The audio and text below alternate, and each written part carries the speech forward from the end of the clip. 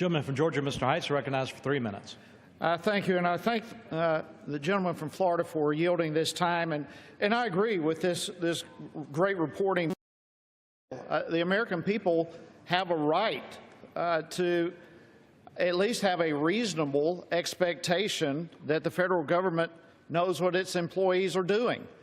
Unfortunately, we all know that doesn't always happen, particularly when it comes to the practice of official time. It's amazing to me how little information there is, particularly as it relates to the reporting aspect, as to what is happening under official time. For those who don't know what it is, Mr. Ross mentioned it well. Established under the Carter administration, official time allows federal employee union members to conduct union activities during the work hours of the agency for which they were hired, even if the union activity has nothing to do with their job description. And surprisingly, the federal agencies are not required to report to Congress the amount of time that employees are spending conducting union business. And some of my colleagues may disagree about the value of official time. I get that, and the gentleman from Virginia and I see differently on this. I certainly oppose the abuse of official time. So we see differently on this, but I think we can all agree that the American people at least have the right to know the extent to which official time is being used.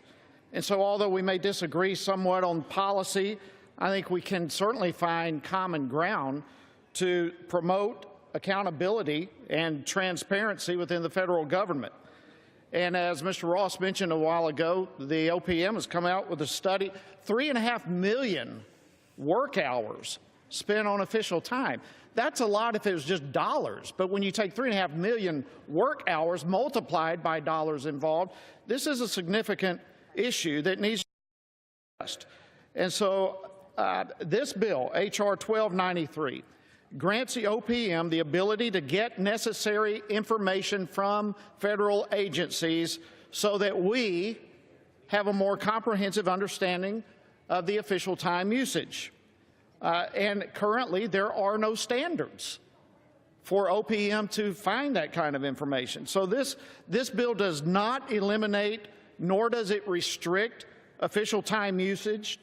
It simply shines light on the practice. And again, I believe we can find common ground that the American people deserve to know how their tax dollars are spent. This is common sense. It's good governance. It's a bill that I believe we should all be able to get behind. I'm pleased to support this bill, honored and pleased to do so in the House Oversight and Government Reform Committee. I urge all our colleagues to support it now.